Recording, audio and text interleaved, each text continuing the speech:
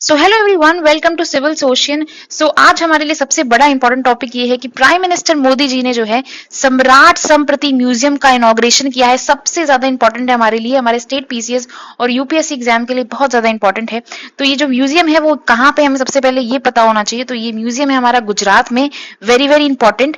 और जो सम्राट संप्रति है वो कौन थे? He was the Mauryan ruler, Mauryan के रूलर थे वो। और आपको पता होगा अशोका कौन थे? अशोका के ये ग्रैंड सन थे। ठीक है, इनके बहुत सारे नाम है, उसमें से एक नाम है इंद्रपालित, संगत, विकात अशोक, है ना। अशोका के क्योंकि ग्रैंड सन थे तो ऑब्वियसली इनके नाम में अशोक आया था इसलिए। और इनके बारे में सबसे इंपॉर्टेंट चीज पता है क्या है? कि ये बहुत बड़े प्रोपेगेटर थे जैनिज्म के। नॉन वायलेंस, है ना, जैनिज्म का कोर कॉन्सेप्ट तो यही है, नॉन वायलेंस पे बसा हुआ है बेसिकली, अहिंसा। तो ये बहुत बड़े इसके प्रोपेगेटर थे। इवन ग्लोबल इन्फ्लुएंस में क्या है इनका, इन्होंने जैन जो कल्चरल सेंटर्स है ना वो ईरान में बनवाया। अरब की बहुत सारी कंट्रीज में इन्होंने जैन के सेंटर्स बनवाए। इनको जैन अशोका भी बोला जाता है बिकॉज ऑफ ऑब्वियसली क्योंकि ये प्रोपेगेटर थे जैनिज्म के। और अशोका इनके जो है वो ग्रैंड सन थे ये अशोका की। इसके लिए इन्होंने thousands of the Jain temples बनवाए हैं वेस्टर्न इंडिया में, हमारा सदर्न इंडिया में, ये सब जगह में इन्होंने बनवाया। हमारे लिए बहुत बहुत इंपॉर्टेंट टॉपिक है। अब इसके साथ हमें पता होना चाहिए कि जैनिज्म के क्या क्या कोर कॉन्सेप्ट है, क्योंकि वो ज्यादा इंपॉर्टेंट हमारे लिए। स्टैटिक पार्ट ज्यादा इंपॉर्टेंट हो जाता है इसके बाद। तो पहला जो है वो है श्रामानिक। श्रामानिक मतलब क्या होता है? देखो, जैनिज्म को बोला जाता है कई बार श्रामानिक, क्योंकि इसका मतलब होता है जो मॉन्क होते हैं, जिनको चाहिए केवल ज्ञान, जो हम तीर्थंकर्स के बारे में पढ़ते हैं ना, जिनको चाहिए सुप्रीम नॉलेज, जो है ना सुप्रीम नॉलेज जिनको अटेन करना है, उनको हम तीर्थंकर्स बोलते हैं। टोटल 24 तीर्थंकर्स थे। और जो लास्ट वाले थे वो थे वर्धमान महावीरा, हमें सबको पता है। ठीक है, वेरी वेरी इंपॉर्टेंट।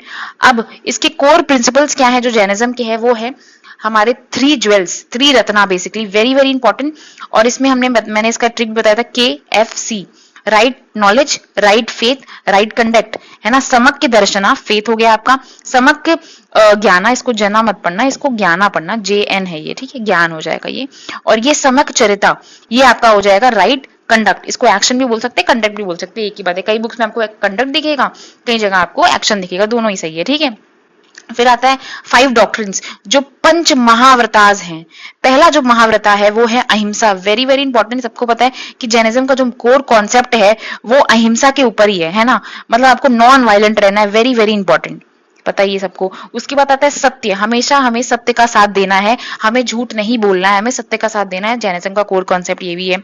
फिर आता है अस्तेय। अस्तेय मतलब क्या होता है कि हमें कोई भी चीज चोरी की हुई नहीं चाहिए, ना चोरी करना है, ना चोरी की हुई की चीज हमें चाहिए, ठीक है। उसके बाद आता है हमारा अपार क्रिया। अपार क्रिया मतलब क्या होता है? बेसिकली नॉन अटैचमेंट, किसी भी चीज से हमें जो है अटैचमेंट नहीं रखनी है। इसीलिए जो दिगंबरास थे ना वो क्लोथ्स नहीं पहनते, अभी भी दिखता होगा आपको, जो दिगंबरास होते हैं, जो दिगंबरास को फॉलो करते हैं बेसिकली, वो ना कोई भी कपड़े नहीं पहनते, बिकॉज क्योंकि उनको कपड़ों से भी अटैचमेंट नहीं रखनी है, डिटैच रहना है बेसिकली। फिर आता है ब्रह्मचर्य।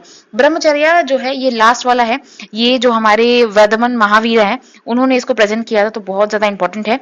So I have covered all the topics behind this. So if you like the video, please like, share and subscribe our channel.